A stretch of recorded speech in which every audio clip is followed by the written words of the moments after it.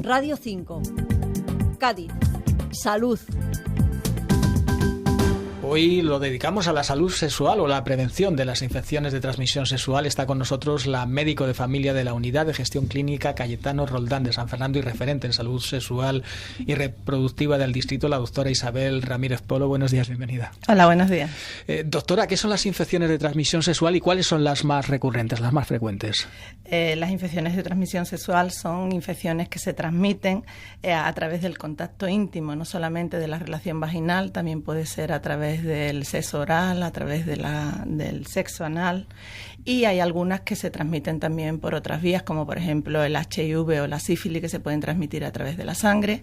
El HIV también se puede transmitir a través de la leche materna, y algunas por el contacto de piel a piel de la zona genital, como puede ser el herpes o como pueden ser los condilomas. ¿Y cuáles son las más frecuentes? ¿Ha hecho referencia a alguna? Las ya más frecuentes son pues la gonococia, la sífilis, el HIV, el herpes. El herpes es muy frecuente en nuestra zona en Cádiz. Los condilomas, esas son las más frecuentes. ¿Y se puede equiparar? ¿Es lo mismo una infección de transmisión sexual que enfermedad de transmisión sexual? No Siempre va... No es lo mismo. Hace unos años, creo que fue en 2009, la Organización Mundial de la Salud decidió cambiar lo de ETS, que eran enfermedades de transmisión sexual, por ITS, porque las enfermedades tienen una connotación, y es que la sintomatología es pronta, la sintomatología es inmediata. En cambio, las infecciones de transmisión sexual pueden permanecer latentes durante muchos meses o incluso durante años.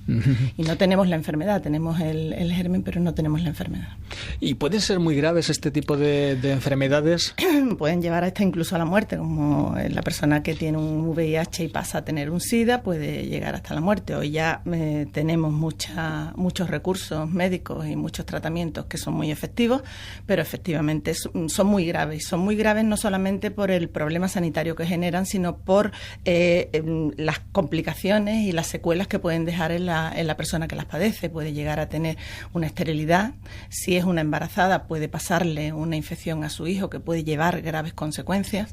Las infecciones de transmisión sexual es un problema de salud muy serio, muy grave, que debe ser tratado precozmente, cuanto antes mejor. Si se trata pronto, tienen solución. Y tienen un pequeño problema, y es que la sintomatología es poco específica, es decir, tienen una sintomatología muy banal. Pero cuando una persona ha tenido un contacto de riesgo, cuando una persona ha tenido un contacto con alguien desconocido, cuando ha habido un abuso, cuando ha habido cualquier circunstancia de estas, es conveniente acudir al médico, sobre todo si se tienen, por supuesto cuando ha habido un abuso siempre, pero cuando se tiene un contacto de riesgo, si se tienen algunos síntomas, aunque sean banales. ¿Qué síntomas? Por ejemplo, leucorrea, flujo feo, para que nos entienda la gente, flujo feo, flujo que no huele bien o que pica, escozor, molestias genitales, o que nos salgan algunas verrugas o que tengamos alguna úlcera.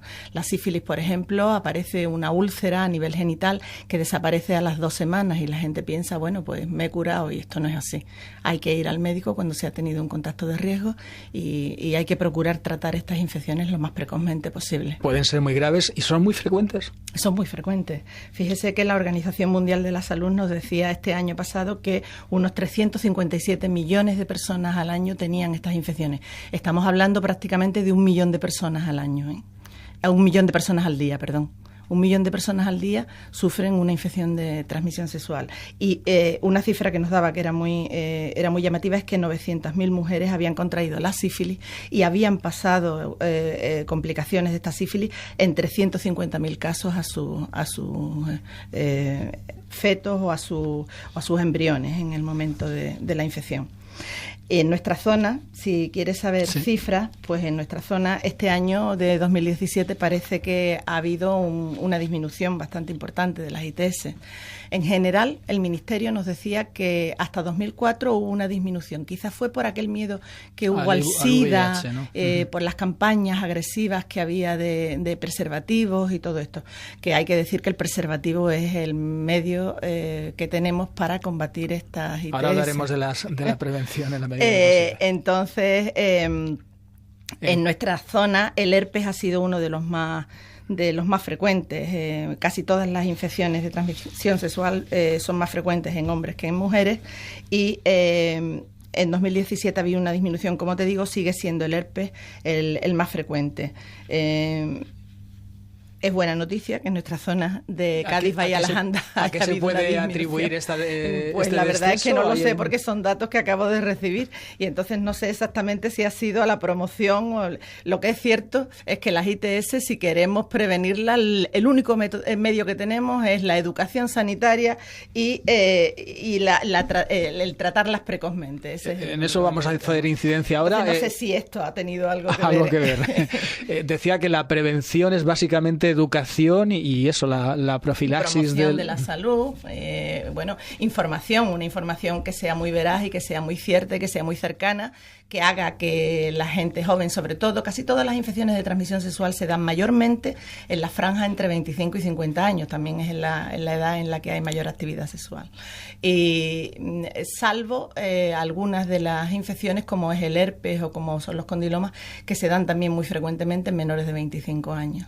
Uh-huh. En menores de 25 años también se dan muy frecuentemente las infecciones de transmisión sexual y esto se debe generalmente a conductas de riesgo. Decía antes que el tratamiento precoz es fundamental, pero yo no sé que este tipo de enfermedades en las que puede dar incluso vergüenza acudir al médico, si eso puede condicionar que la gente no vaya y lo pasen. Probablemente, porque como le digo, siempre ha estado relacionada con o casi siempre han estado relacionados con conductas de riesgo y entonces, pues cuesta trabajo que la persona vaya, pero desde aquí, si sirve para algo este programa, tenemos que decirle que su médico va a mantener la confidencialidad total y absoluta y que acudan, que en esto está la posible prevención de sus secuelas y la posible prevención de todas las complicaciones que pueda tener y la posible curación, porque en muchos casos hay otras que no, si no se hacen precozmente, no se curarán. Pues con eso concluimos porque nos quedan apenas 7 segundos. Muchísimas gracias por haber estado aquí, haber dado estas explicaciones. Esperemos que sirvan para que... Muchísimas gracias a ustedes.